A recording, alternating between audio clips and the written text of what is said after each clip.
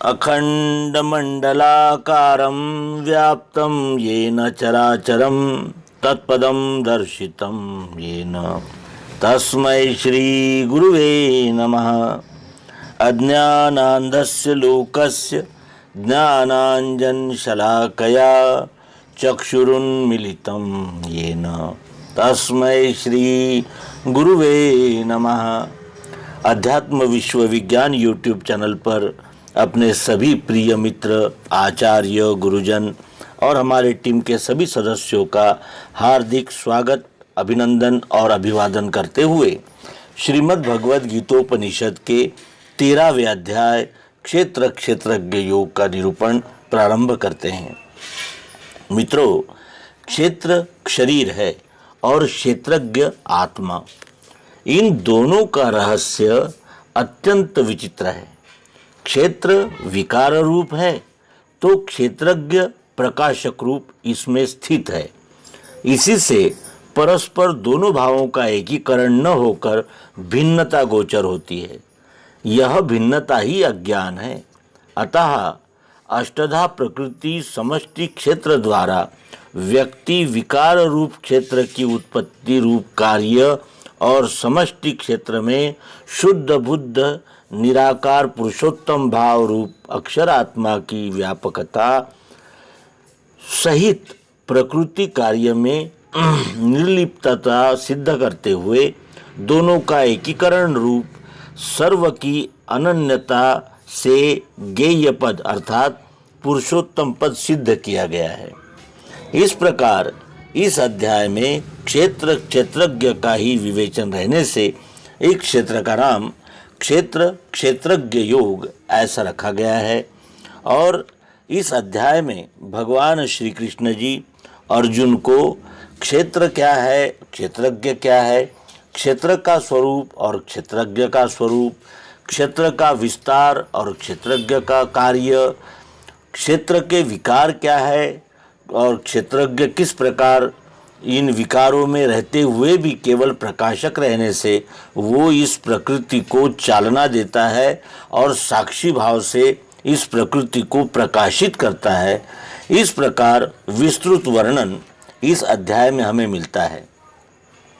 सगुण निर्गुण साकार निराकार इन दोनों का लय पुरुषोत्तम भाव नाम में होता है।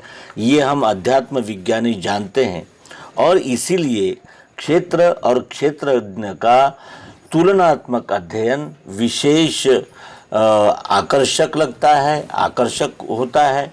और इन दोनों की जो स्वरूप स्थिति है उसमें कितना महद अंतर है ये जानकर बुद्धि विस्मित होती है। क्योंकि हम कभी कभी ये कहते हैं कि आत्मा ही कार्य करता है और कभी कभी कहते हैं कि प्रकृति कार्य करती है।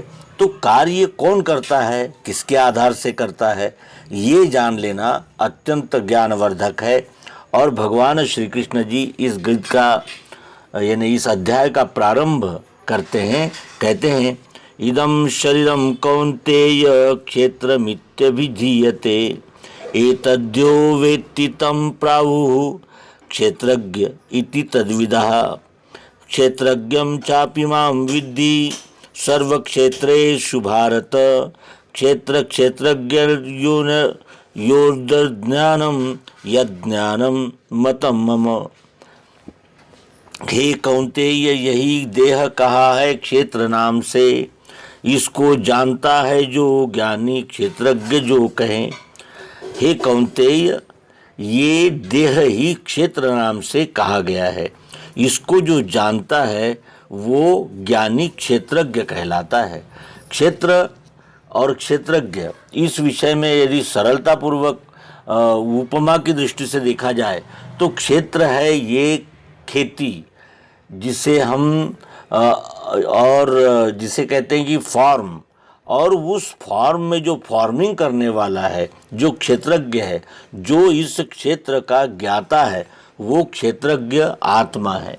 इस प्रकार इन दोनों भूमिकाओं का यानी तुलनात्मक अध्ययन यहाँ से शुरू होता है। जानो क्षेत्रज्ञ मैं ही हूँ, क्षेत्रों में सब भारत, क्षेत्र क्षेत्रज्ञ दोनों का ज्ञान जो वो मुझे प्रिय। सब क्षेत्रों में अर्थात चारों खानियों के देह में मुझ पुरुषोत्तम को ही क्षेत्रज्ञ अर्थात आत्मा जान, और मैं पुरुषोत्तम ही क्षेत्रज्ञ यानी आत्मभाव से सर्व में व्यापक हूँ। अतः दोनों भावों को अर्थात क्षेत्र क्षेत्रज्ञ या सगुण निर्गुण या साकार निराकार जो भी हम कहें, उस अनुभव रूप एकता पुरुषोत्तम पद स्थिति यही ज्ञान विज्ञान मुझे प्रिय है। यानी जो क्षेत्र और क्षेत्रज्ञ का विवेक करता है, इन दोनों के विषय में जानकारी रखता है, वो मुझे अत्यंत प्रिय है। वो क्षेत्र क्या है, कैसा है, कर्म क्या विकार है, क्षेत्रज्ञ कौन है, उसकी शक्ति क्या, अल्प में सुनो।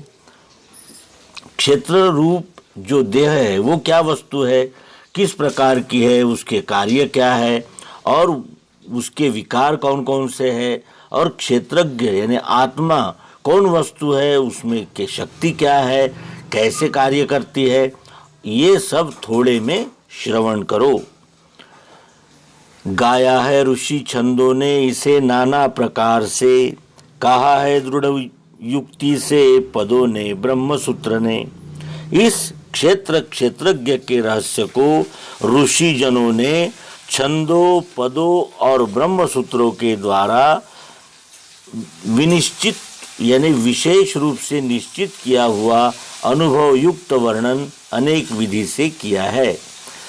इस प्रकार सभी ने वर्णन किया है। वो क्यों? क्योंकि आगामी श्लोक में जो इस विषय में बतलाने वाले हैं वह इन सबका सार ही है, ऐसा समझ में आ जाए। इसलिए अब भगवान दो श्लोकों में क्षेत्र के विषय में किए हुए चारों प्रश्नों का क्षेत्र के रहस्य को उत्तर द्वारा समझाते हैं। पंचभूत अहंकार बुद्धि चित्त दशेंद्रियां, मन और इंद्रियों के पांचों विषय भी गिनो। पांचों तत्व आकाश वायु अग्नि जल पृथ्वी और अहंकार बुद्धि तथा चित्त ये त्रिगुण, और पंच ज्ञानेन्द्रियां पंच कर्मेंद्रियां पंच विषयों सहित मन, यह सब मिलकर तात्विक दृष्टि से व्यक्तिगत क्षेत्र है। पांचों तत्व आकाश वायु अग्नि जल पृथ्वी ये पंच महाभूत, अहंकार बुद्धि और चित्त ये त्रिगुण के स्वरूप यानी सतोगुण जो है वो बुद्धि बना है, जो तमोगुण है वो अहंकार बना है, और जो रजोगुण है वो चित्त बना है।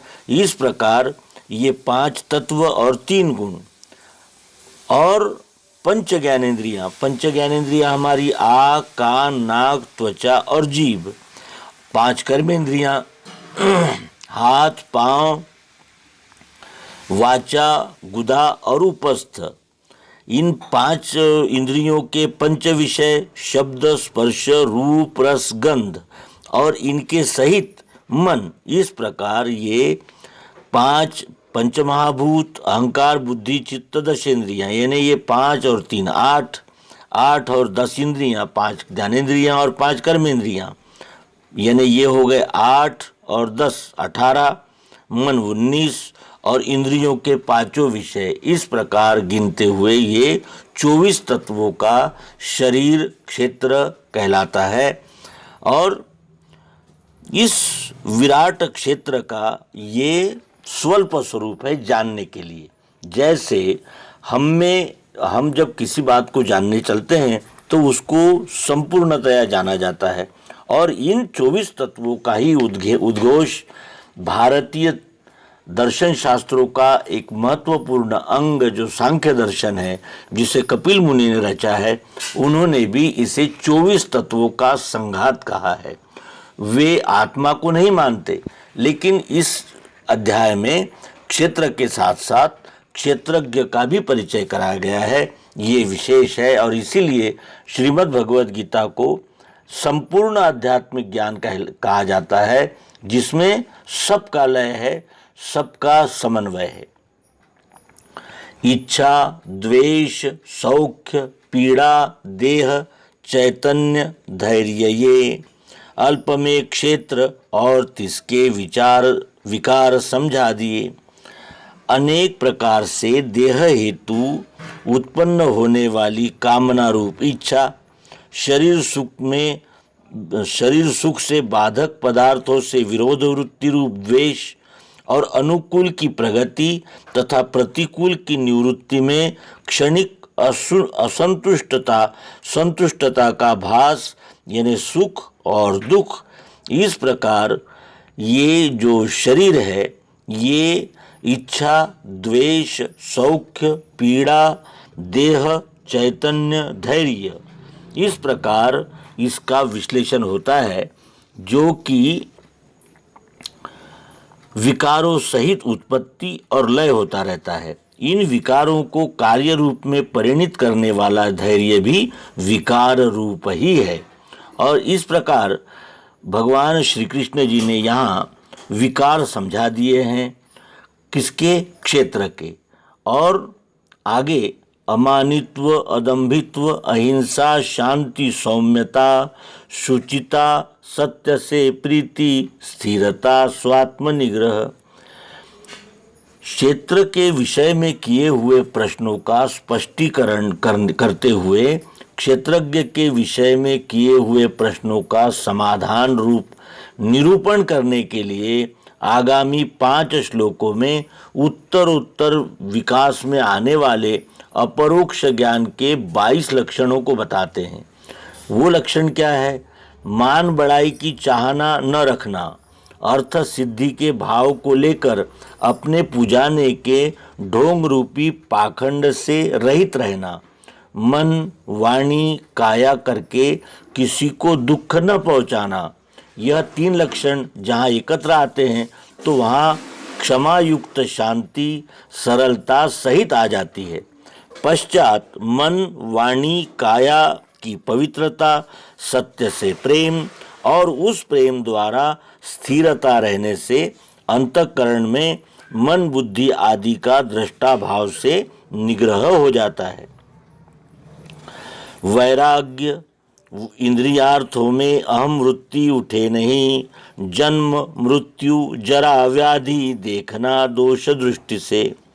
इंद्रिय जन्य विषयों से वैराग्य, अहंकार वृत्ति का उदय न होना, जन्म, मरण, बुढ़ापा, रोगादि यह क्षेत्र विकार के दोष है जो कि उससे उत्पन्न होते रहते हैं, इसलिए दोष युक्त है। इस दृष्टि से देखना क्षेत्र का परिचय हो रहा है। उदासीन, अनासक्ति, पुत्र स्त्री ग्रह आदि में अच्छा होवे बुरा होवे स्थिर, शांति नहीं हिले। व्यष्टि भाव संबंध के विषय में उदासीन रहना और पुत्र स्त्री ग्रह आदि में अनासक्त भाव से रहना। इन्हें छोड़ देने को नहीं कहा है, इनमें इनका बने बिगड़े भला बुरा जैसा हो उसमें समभाव से स्थिर रहते हुए अंतःकरण की शांति का चलायमान न होने देना। अनन्य योग से मेरी भक्ति अव्यभिचारिणी, एकांत स्थान में प्रेम अरती भीड़ भाड़ में। इस प्रकार दिव्य चक्षु के अभ्यास के द्वारा मुझ विश्वरूप परमात्मा की साकार निराकार भावना से रहित अभेद पुरुषोत्तम भाव से सेवा करना, क्योंकि जहाँ तक 2 भाव रहते हैं वहाँ तक व्याभिचार है। 2 भाव से रहित अनन्यता में अव्याभिचारिणी बुद्धि होती है और उसी के द्वारा अव्याभिचारिणी भक्ति हो सकती है। एक में सबका अंत है, ऐसे पुरुषोत्तम के भाव रूपी स्थान में ही प्रेम रखना। व्यर्थ की असत बातों में दुर्लभ जीवन के अमूल्य समय को अकारण खोने वाले मनुष्य और उनसे बचते रहना चाहिए। अध्यात्म ज्ञान में वृत्ति, आत्मा को पहचानना, ये ज्ञान है। विरोधी जो इसके वो अज्ञान है।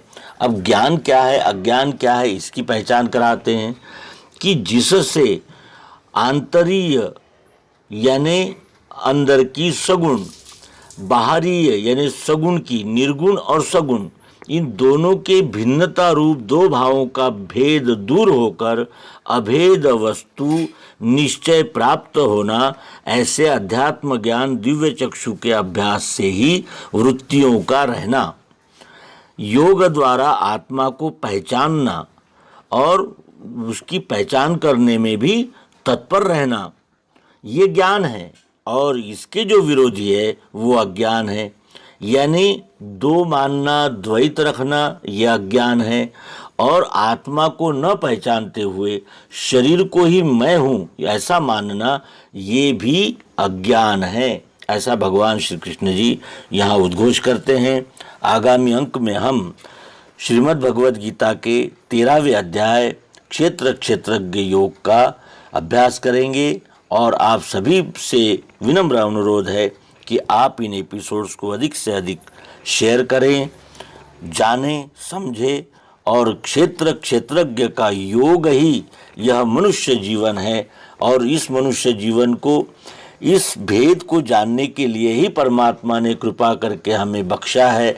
इस बात की जागृति रखते हुए हमने स्ववर्ण द्वारा विश्वरूप परमात्मा की सेवा में संलग्न होना, यही योग्य है, श्रेय है। ये सत्संकल्प हृदयस्थ करते हुए इस अंक को विराम देंगे। नर्मदे हर सद्गुरु भगवान की जय, विश्वरूप परमात्मा की जय। ओम शांति शांति शांति।